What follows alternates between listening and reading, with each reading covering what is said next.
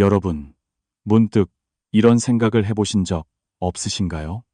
만약 10년, 20년 후에 내가 지금의 나에게 말을 건다면 과연 무슨 말을 해줄까 하고요. 오늘 제가 전해드릴 이야기는 바로 그런 당신을 위한, 말하자면 미래로부터 온 메시지입니다. 이것은 제 개인적인 생각이 아니라 80평생이라는 긴 시간을 살아오신 많은 인생, 선배님들께서 만약 그때의 나를 만날 수 있다면 이것만큼은 꼭 전해주고 싶다고 바라시는 간절한 목소리들을 모은 이야기입니다. 바쁜 삶 속에서 미처 돌아보지 못했던, 그때 이렇게 했더라면 하는 진심 어린 조언들은 미래의 당신이 후회하지 않도록 이끌어주는 소중한 이정표가 되어줄 것입니다. 앞으로의 시간을 이만하면 괜찮은 삶이었다고 진심으로 되뇌실 수 있도록 잠시만 귀를 기울여 주시면 감사하겠습니다. 분명 이 이야기가 당신의 내일을 바꾸는 작은 계기가 될 테니까요. 자, 우선 첫 번째는 자신의 몸을 대하는 법에 관한 것입니다. 80세가 넘으신 분들이 이구동성으로 하시는 말씀이 바로 몸이 예전 같지 않다는 것입니다. 몸을 위한 준비는 지금 당장 시작하는 것이 무엇보다 중요합니다. 아침에 일어나려는데 허리에 찌릿한 통증이 느껴지거나 의자에서 일어날 때 손을 짚지 않으면 힘겹고, 예전에는 아무렇지 않게 오르내리던 계단이 왠지 모르게 두려운 존재처럼 느껴지는 순간들, 그런 작은 변화들이 어느 날 갑자기 우리의 일상 속 자유를 무참히 앗아가는 법입니다. 하지만 이런 변화는 결코 갑자기 찾아오는 것이 아닙니다. 50대, 60대인 바로 지금부터 조용히 하지만 확실하게 시작되고 있습니다. 근육이라는 것은 아무것도 하지 않으면 40대 후반부터 서서히 줄어들기 시작해 70대가 되면 마치 비탈길을 굴러내려가듯 무섭게 감소합니다. 나는 아직 괜찮아라고 생각하는 분일수록 더 조심하셔야 합니다. 괜찮을 때 시작하는 것이야말로 10년 후에 나에게 주는 최고의 선물이니까요. 굳이 헬스장에 다닐 필요는 없습니다.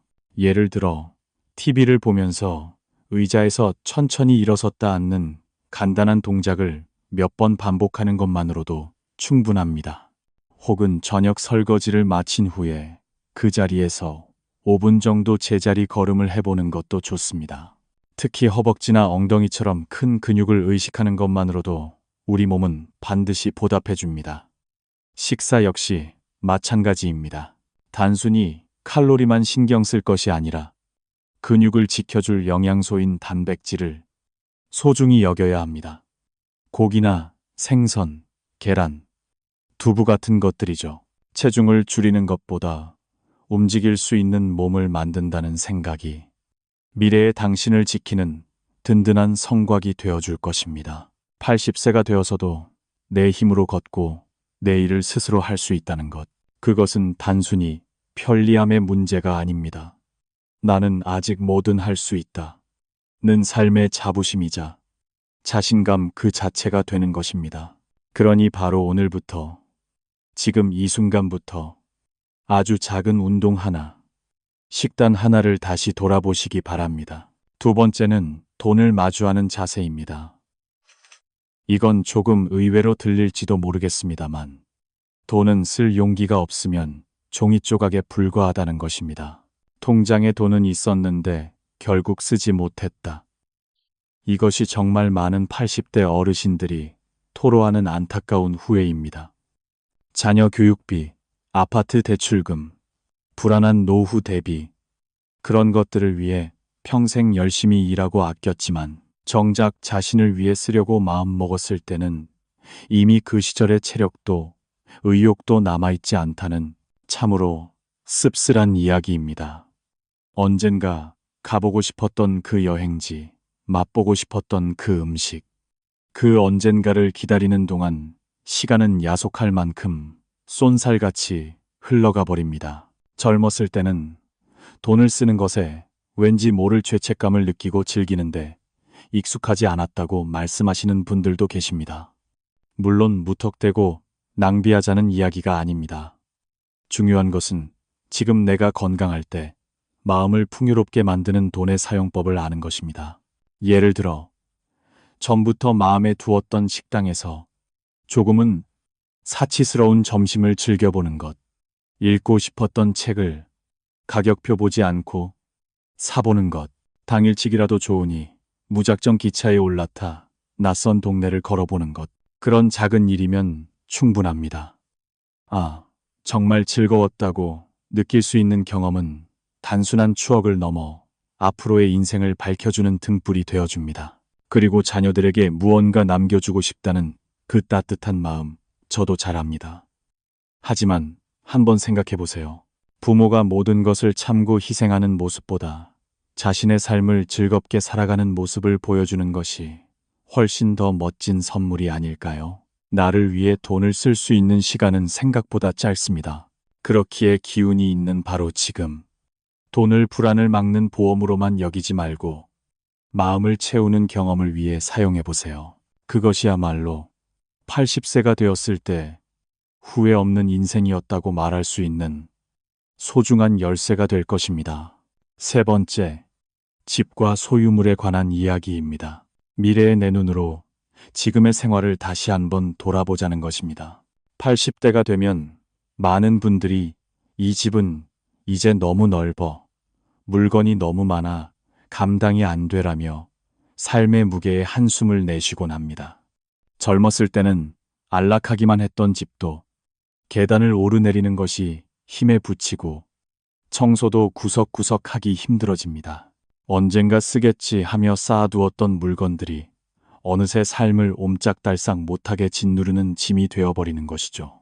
그때 정리해 둘 걸 하고 후회할 때쯤이면 이미 그럴 체력도 의욕도 남아있지 않은 경우가 대부분입니다. 그래서 아직 기운도 있고 판단력도 명확한 50대, 60대일 때 정리를 시작하는 것이 정말 중요합니다. 집안 전체를 한 번에 뒤엎을 필요는 없습니다. 우선 서랍 한 칸부터 혹은 지난 1년간 한 번도 입지 않은 옷 한 벌을 정리하는 것부터 시작해 보세요.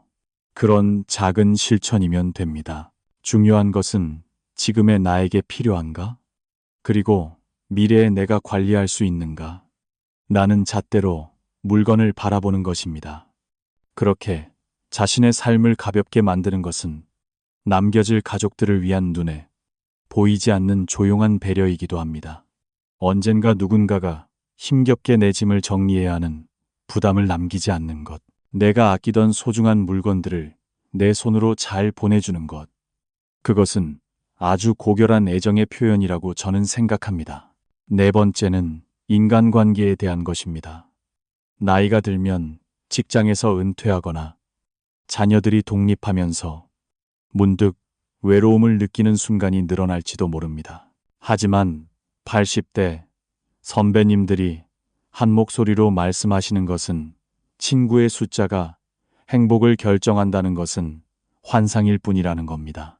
진심으로 함께 웃을 수 있는 사람이 단 한 명이라도 있다면 인생은 그것으로 충분히 풍요롭다는 것이죠. 젊었을 때는 넓은 인맥을 만드는 것이 중요하다고 생각했을지 모릅니다. 하지만 정말 소중한 것은 넓이보다 깊이, 그리고 함께 있어도 피곤하지 않은 편안한 거리감입니다. 남의 화려한 인간관계를 보며 자신과 비교하고 위축될 필요는 전혀 없습니다. 지나치게 신경 쓰느라 기운이 다 빠지는 관계라면 차라리 조금 거리를 두는 편이 낫습니다. 그리고 또 하나 아주 중요한 것은 혼자만의 시간을 즐길 줄 아는 것입니다.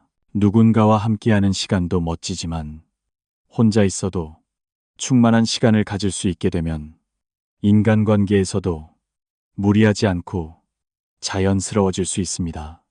좋아하는 책을 읽거나 음악을 듣는 시간, 그런 시간들이 인생의 기반을 단단하게 만들어줍니다. 인간관계는 마치 요리의 간 맞추기와 같을지도 모릅니다. 억지로 많이 넣을 필요도 없지만 또 아예 없으면 조금 심심하죠.